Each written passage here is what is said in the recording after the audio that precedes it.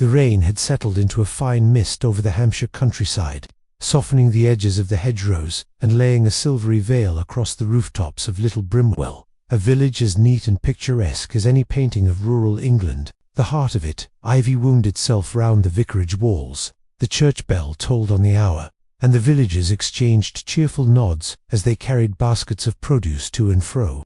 From the Green Dot, it was a village that prided itself on its tranquility, though, as Miss Jane Marple often remarked to herself, human nature, being what it was, always had a habit of disrupting such illusions of peace. On this particular May morning, Miss Marple had been invited to tea at the grand residence of Lady Margaret Claridge.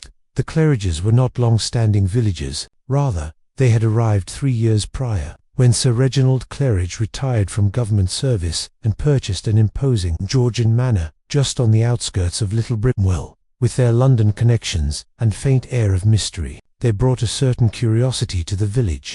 Though Lady Margaret's charitable endeavours, she organised fêtes, concerts, and most recently, a grand summer garden party had softened initial suspicions.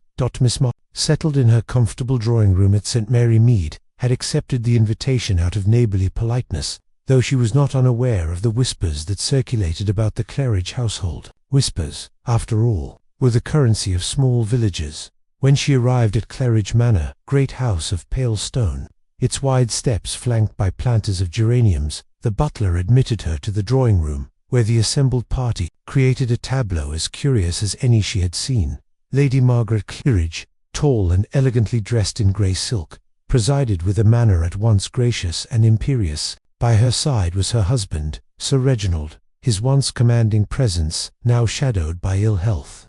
He leaned heavily on a cane, his eyes darting watchfully at those around him. Also present were their guests. The atmosphere, though polite, carried with it an undercurrent Miss Marple's sharp eyes did not fail to detect. Lady Margaret's smile did not reach her eyes. Mr. Redfern's compliments were delivered with a touch too much flourish, and Miss Harper's hands trembled as she passed. The sugar bowl. Tea was served in delicate bone china cups, accompanied by scones and cucumber sandwiches. The conversation turned naturally to the forthcoming garden party, which Lady Margaret insisted would be the grandest event Little Brimwell had seen in decades. "It shall be Claridge Manor's gift to the village," she declared. Miss Marple, ever the attentive listener, sipped her tea and observed the interplay. She noted how Sir Reginald, though silent for much of the exchange, would fix his gaze sharply whenever Charles Redfern spoke.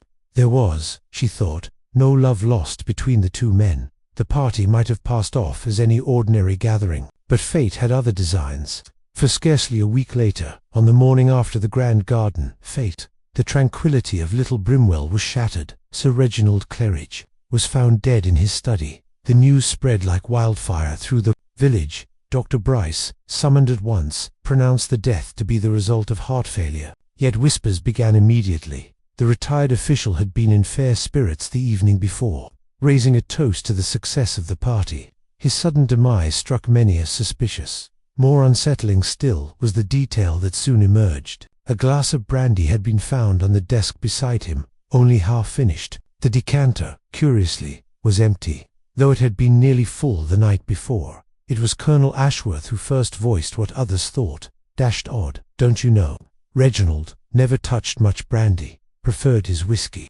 To most villagers, the matter would have ended with a shrug and a respectful funeral. But to Miss Marple, who had attended the fete and seen the subtle tensions between the household's members, the situation bore closer scrutiny. Human nature, after all, was a most predictable thing, and where there was sudden death in the midst of festivity, there was usually more than mere chance at work. Thus began the Claridge's conspiracy, a mystery that would draw forth secrets, test loyalties, and once again prove that beneath the calm surface of village life lurked shadows of ambition, jealousy, and betrayal.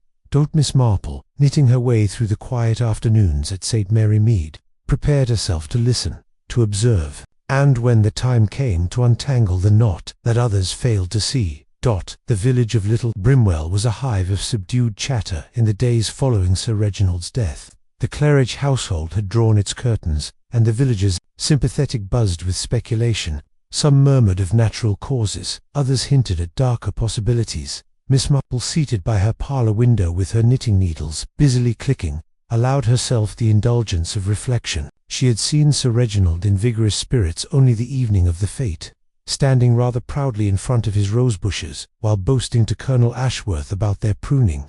A man who could argue about roses until nearly midnight did not, she thought, suddenly fall prey to a weak heart the very next morning.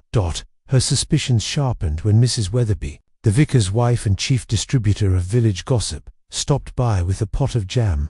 "Of course," she said in hushed tones, "the doctor insists it was the heart.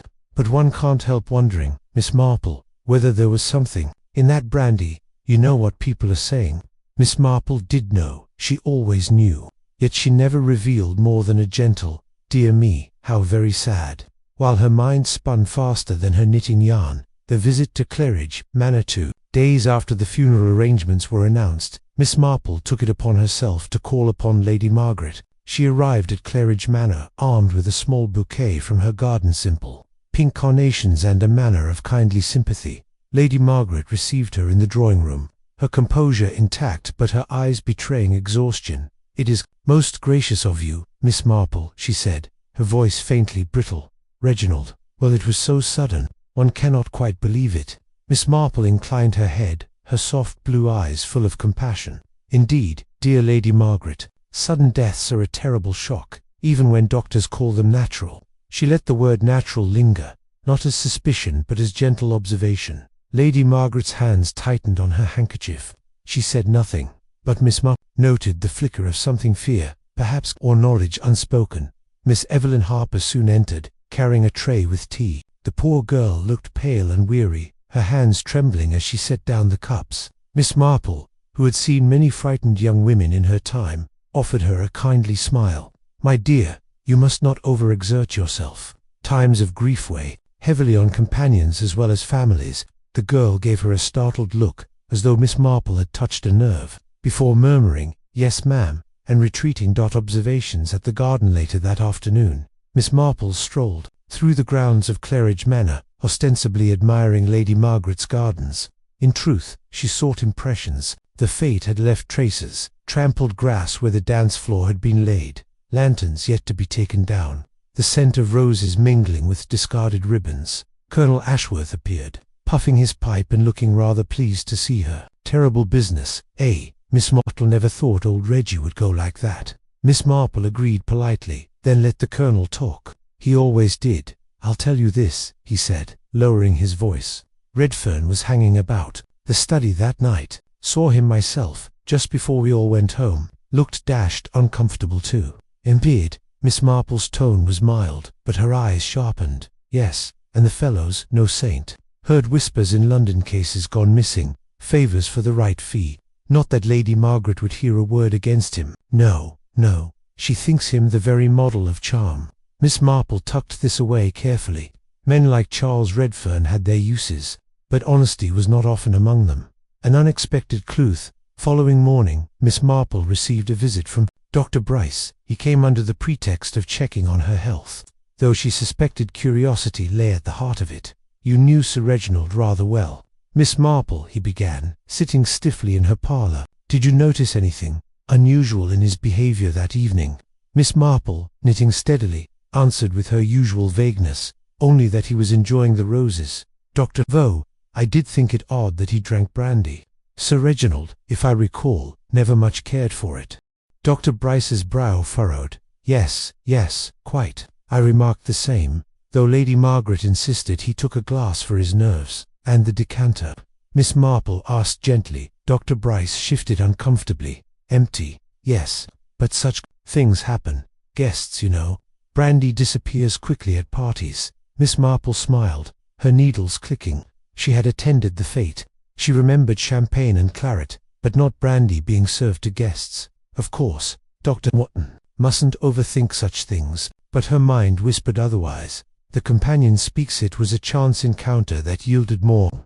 Passing through the churchyard later that week, Miss Marple came upon Miss Evelyn Harper, kneeling by the graveside of her own late mother. The girl's eyes were red, her posture weary. "My dear," Miss Marple said gently, "you are far too young to carry such burdens alone." Evelyn looked at her, lips trembling. "I shouldn't speak. It isn't my place. But Sir Reginald," He quarrelled that night. I heard him, with Mr. Redfern, voices raised. Lady Margaret was dreadfully upset. Miss Marple laid a gentle hand on the girl's shoulder. Sometimes, child, the truth must be spoken, however heavy it feels. Silence often shields the guilty more than the innocent. Evelyn burst into quiet tears, then whispered, there was something in that study. Papers, I don't know what, but Mr. Redfern wanted them, and Sir Reginald refused. Miss Marple's mind worked quickly. Papers, quarrels, an emptied decanter. This was no mere weak heart.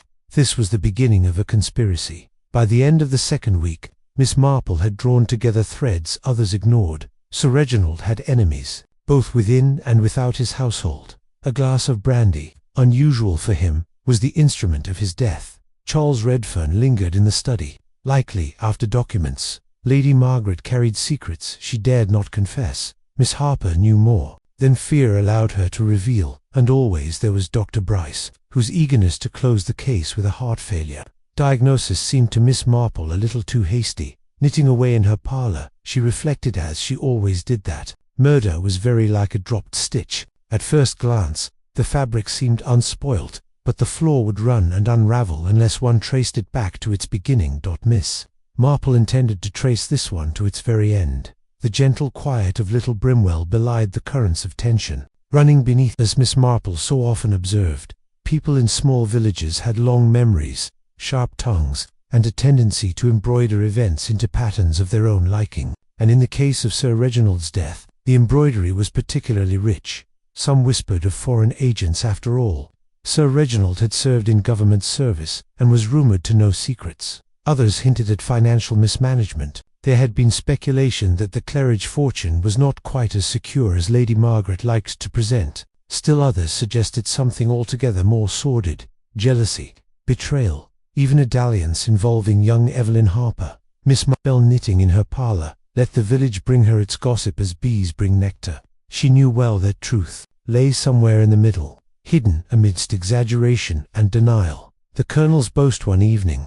Miss Marple accepted an invitation to supper at Colonel Ashworth's cottage. The Colonel, ever fond of his whisky, grew expansive as the meal progressed. Between ourselves, Miss Marple, he boomed, I shouldn't be surprised if it were Margaret herself. Fine woman, but you know how it is. Reggie was a hard man, always barking orders, treating her as though she was still a junior clerk in the Foreign Office. A woman has her limits, eh? Might have slipped him something, just to get her peace. Miss Marple raised her brows mildly. But would Lady Margaret not be the last to tamper with her husband's drink? Colonel, surely suspicion would fall upon her first. The Colonel chuckled, wagging his finger. Ah, that's just the cleverness of it. Boldest place to hide a crime is right under everyone's nose. Still, between you and me, I don't fancy the idea of a woman's hand in this. No, more likely that fellow Redfern. Don't trust him a whit. Too smooth, too keen on flattering the ladies. Miss Marple let him ramble, noting not his conclusions, but his observations. For Colonel Ashworth, like many loud men, often revealed truths he himself overlooked. A discovery in the study 2 days later. Miss Marple contrived a visit to Claridge Manor under the guise of delivering a basket of scones, while Lady Margaret was receiving a call-up. Evelyn Harper led her into the study where Sir Reginald had been found. The room bore its history still. The heavy oak desk, the faint smell of pipe tobacco, the half-empty brandy glass which had been left untouched as evidence of habit rather than crime. Miss Marple's keen eyes wandered over the scene. She noted that the carpet near the desk showed faint scuff marks, as though someone had shifted furniture hurriedly. She also observed that the locked drawer on the left-hand side bore fresh scratches near the keyhole. My dear Miss Marple said gently to Evelyn, do you know if Sir Reginald kept important papers here? The girl hesitated, then nodded. Yes, ma'am. Documents from London. He often spoke of them as insurance. Insurance? Miss Marple murmured, her needles clicking in thought, though she held none in her hands. How very sensible of him, yet the drawer was empty. Whatever insurance Sir Reginald had kept there, it was gone. A medical curiosity, Miss Marple's suspicions deepened when she spoke once more with Dr. Bryce, encountering him outside the apothecary. She mentioned, idly, I always find it curious, Doctor, how people's tastes alter with age. Sir Reginald, I was told, rarely drank brandy, And yet, he had a glass the very night he died. Dr. Bryce adjusted his spectacles. Yes, unusual. But Lady Margaret assured me he requested it. Miss Marple tilted her head. And did you find traces of digitalis? The doctor started. Digitalis, why? What makes you say that? Oh, no more than a passing thought, Miss Marple said innocently.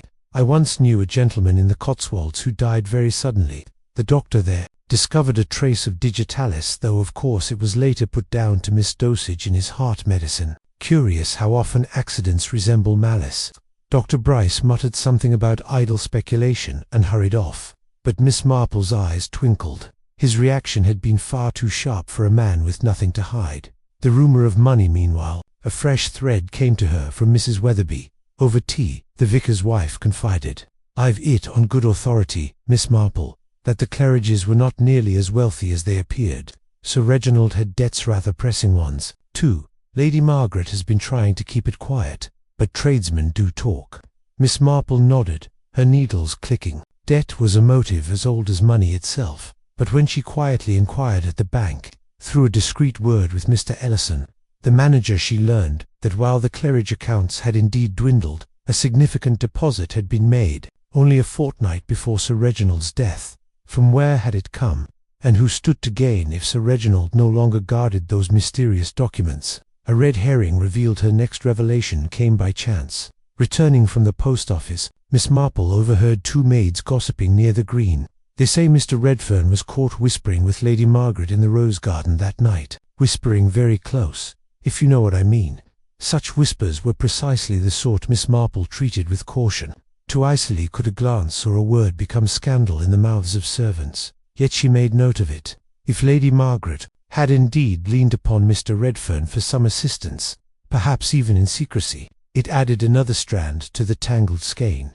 When she next encountered Lady Margaret, she remarked with apparent innocence, "How fortunate you are, Lady Margaret, to have such capable friends as Mr. Redfern. One does need clever barristers to manage one's affairs, particularly where estates and wills are concerned." Lady Margaret stiffened. "Mr. Redfern is a trusted friend of the family. Nothing more."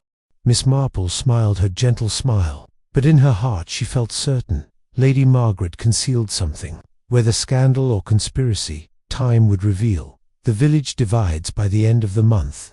The village itself was divided into factions. Some believed in the theory of natural death. Others pointed fingers at Lady Margaret, at Redfern, even at Evelyn Harper, whom spiteful tongues painted as a schemer, hoping to inherit Lady Margaret's favour. Through it all, Miss Marple listened, observed, and knitted. She knew well enough that the loudest theories were seldom true. The truth, she reflected, was rather like darning a sock. One must peer closely to find the weak thread before the whole unravelled. Closing of Act I. What had she gathered? Motive. Sir Reginald had documents someone wanted desperately. Means, the brandy. Unusual for him. Suggested deliberate tampering. Opportunity. Several had lingered near the study that night. Redfern, Lady Margaret, perhaps even Evelyn. Suspicion. Dr. Bryce's hasty dismissal of poisons betrayed unease, yet still the picture refused to come into focus. Too many possibilities, too many suspects, and far too many red herrings. But Miss Marple, who had long ago learned that human nature was the most reliable guide of all, trusted that the pattern would reveal itself. She need only wait for the right stitch to come undone. The first week of June brought unseasonably warm sunshine to Little Brimwell, and with it, a deceptive calm. Roses flourished in the Claridge garden. The church bells rang as always, and the villagers returned to their routines. Yet beneath that pastoral surface, the mystery of Sir Reginald's death remained unsettled. Miss Marple, sitting with her knitting in the shade of her lilac bushes, reflected that outward tranquillity was often the surest mask for inward turbulence. She had observed enough of her neighbours, and indeed of the Claridge household, to know that secrets were ripening, and secrets had a way of spilling over when least expected. A break in the pattern. The break came in the form of an unexpected visitor, Charles Redfern himself. He arrived at Miss Marple's cottage on a bright morning, hat in hand, his charming manner intact but his eyes betraying strain. "My dear Miss Marple," he began smoothly, "I hear you have been much concerned with poor Sir Reginald's passing. Terrible blow, quite terrible. I do hope Lady Margaret is not being unjustly suspected. You know how people talk." Miss Marple regarded him over her spectacles, her needles clicking steadily. "People do talk, Mr. Redfern, but rarely without some spark of cause." Redfern gave a tight smile. "Indeed, and sparks, once fanned, can become dangerous flames. It would be a tragedy if Lady Margaret's name were to suffer.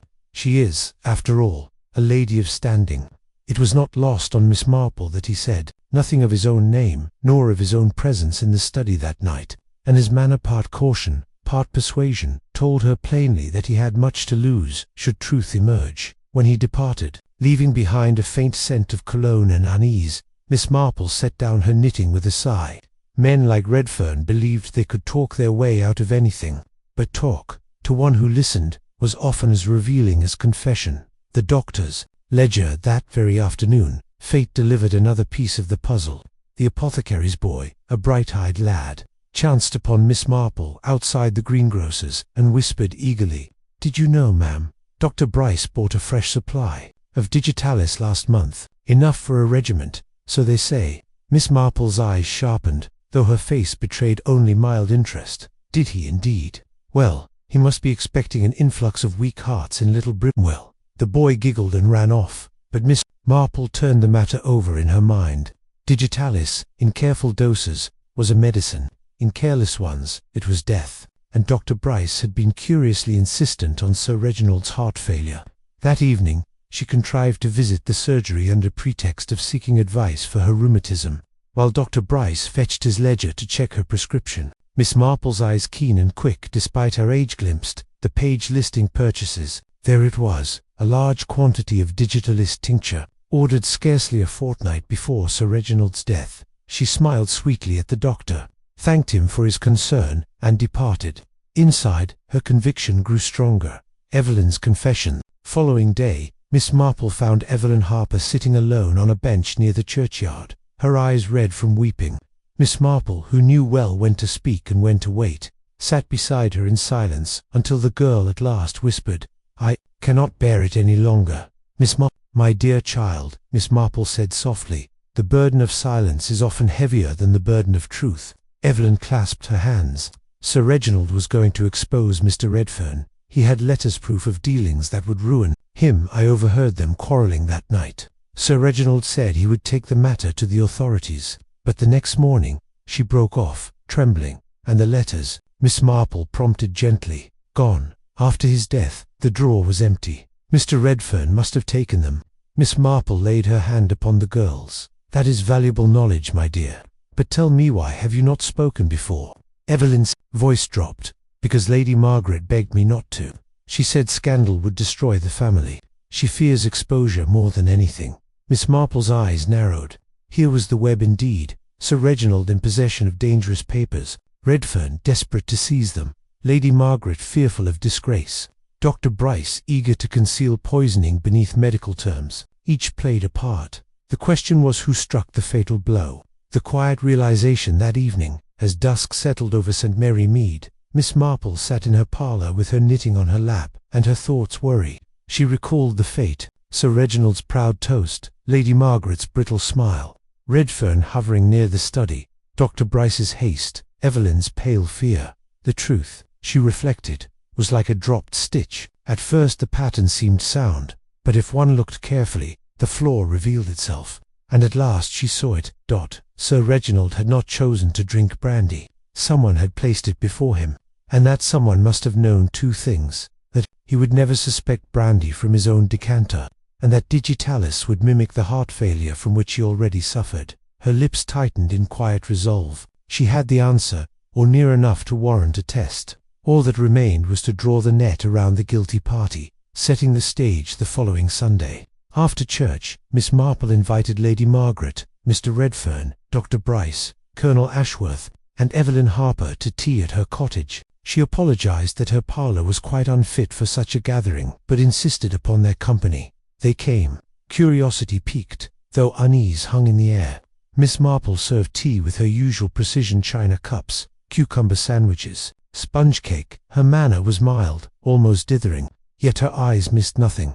When all was settled, she began, "It has occurred to me, my dear friends, that Sir Reginald's death, though attributed to the heart, bore a striking resemblance to other cases I have known, cases where a little something was added to the evening brandy. A hush fell over the room. Dr. Bryce shifted. Lady Margaret paled. Redfern's hand tightened on his cup. Miss Marple continued, her voice deceptively gentle. You see, I happened to notice that the brandy decanter was unusually empty that night, and I cannot help but recall that Sir Reginald rarely, if ever, drank brandy, which suggests the glass was pressed upon him by someone he trusted. Lady Margaret's cup rattled against its saucer. Evelyn gasped softly. Redfern stared fixedly at the carpet. Miss Marple set down her knitting and folded her hands. Human nature, after all, never truly changes. Greed, fear, ambition, these are threads one sees again and again, and when one considers who had the most to lose should Sir Reginald speak, and who had the most to gain by his silence, the matter becomes very clear indeed. She looked around the circle, her gaze settling on the guilty party. Closing of Act IV. The parlour was silent but for the ticking of the clock. Miss Marple's eyes twinkled, though her expression remained grave. The truth, I think, is plain. Sir Reginald did not die of natural causes. He was poisoned, and the hand that poisoned him sits among us now. Her words fell like stones in a still pond, sending ripples of shock through the little company. That moment of revelation had come. The final unmasking lay but a step away. The silence in Miss Marple's parlour deepened, broken only by the faint ticking of the mantel clock and the nervous clink of china. Lady Margaret's fingers twisted her handkerchief. Evelyn Harper sat stiffly, wide-eyed with dread. Colonel Ashworth shifted uncomfortably, his moustache bristling. Dr. Bryce dabbed at his brow. Charles Redfern's smile, usually so easy, had vanished. Miss Marple, who sat quite calmly with her knitting folded on her lap, looked around the circle of anxious faces. "My dear friends," she began in her mildest tone, "one must always begin with the facts. Sir Reginald was found in his study, a half-finished glass of brandy beside him, a decanter suspiciously empty, and his death put down to heart failure. But I recall, quite distinctly, that Sir Reginald never cared for brandy. He preferred whiskey. Therefore, we must ask ourselves, why was he drinking brandy that night?" She paused. No one answered. "The answer, I believe," she continued, "is simple. He did not choose it. It was given to him, and he drank it because he trusted the giver." Lady Margaret's handkerchief trembled violently in her grasp. Miss Marple's eyes softened as they rested upon her. "Yes, Lady Margaret, it was you who poured the fatal glass. Not, I hasten to add, from malice or greed, but from fear." The lady gave a faint cry, her composure crumbling. "No, you cannot know." But Miss Marple pressed gently on her, voice like a steady stream washing away resistance. "The explanation, you see. Sir Reginald had in his possession letters that implicated Mr. Redfern in, shall we say, questionable dealings. He threatened to expose them. Mr. Redfern, desperate to silence him, turned to you, Lady Margaret. He persuaded you that scandal would ruin your name, drag your household through the mud, and destroy Evelyn's future as well as your own. And so, in that moment of weakness, you yielded. You slipped a measure of digitalis into his brandy, digitalis obtained by Dr. Bryce, who was only too willing to provide it. After all, with Sir Reginald gone, your fortune and the gratitude of Mr. Redfern might have rewarded him handsomely." Dr. Bryce leaped to his feet, his face crimson. "This is monstrous. You have no proof." Miss Marple merely regarded him serenely. "Oh, but I think I do. The apothecary's ledger shows your unusual order of digitalis, and you yourself were most insistent that Sir Reginald died of heart failure, though you never performed a proper post-mortem. Too hasty, Doctor, much too hasty." Bryce sank back into his chair, speechless. "As for you, Mr. Redfern," Miss Marple went on, her voice still kind though firm, "you took the letters after Sir Reginald's death. The scratches on the desk drawer betray your tampering. You believed them destroyed, but Evelyn overheard enough of your quarrel with Sir Reginald to betray your purpose. Your reputation, had those papers come to light, would have been in ruins." Redfern's composure cracked, and his voice hardened. "The man was a tyrant. He held those letters over me like a whip. I had to retrieve them, but not by murder," Miss Marple interrupted gently.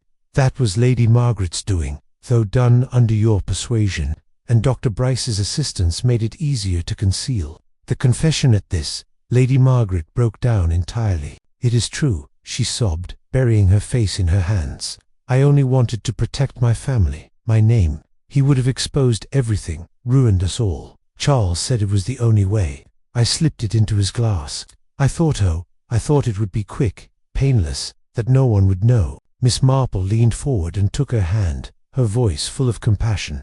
"My dear, one always imagines murder to be a solution, but it never is. It leaves only ruin of the spirit most of all." Evelyn wept quietly beside her mistress, while Colonel Ashworth muttered darkly, "Dashed business, never thought Margaret capable."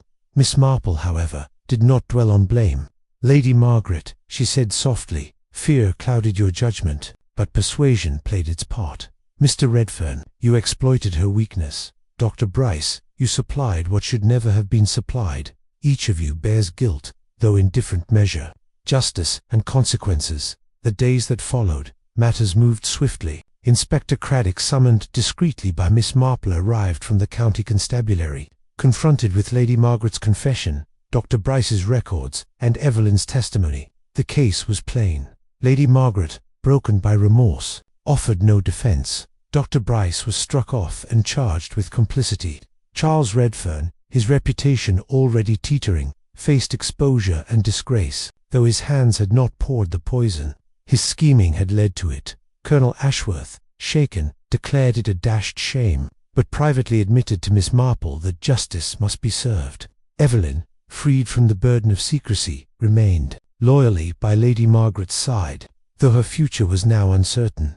Miss Marple's reflection as calm returned to Little Brimwell. Miss Marple resumed her quiet life. She sat once more in her garden, her needles flashing in the afternoon sun, reflecting on what had passed. It was not triumph she felt, but rather a sober melancholy. She had seen too many times how fear and weakness, when mingled with persuasion and ambition, could lead ordinary people into dark deeds. She recalled Lady Margaret's trembling hand, Dr. Bryce's unease. Redfern's charm turned brittle under strain. Human nature, she mused, was like the roses in her garden, lovely on the surface, but thorny beneath, and always in need of careful tending, lest wild growth choke out the good. Yet she also reflected on Evelyn's courage in speaking at last, on the village's instinct for truth, and on the inevitability of justice, however slow its tread. Closing scene. One Sunday after service, the vicar's wife remarked to Miss Marple, "Such a dreadful affair, and yet how quietly it all came out.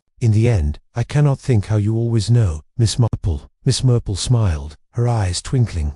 "Oh, my dear, it is very simple. People are the same everywhere, whether in a little village or a great city. One has only to observe them, as one does flowers in a garden.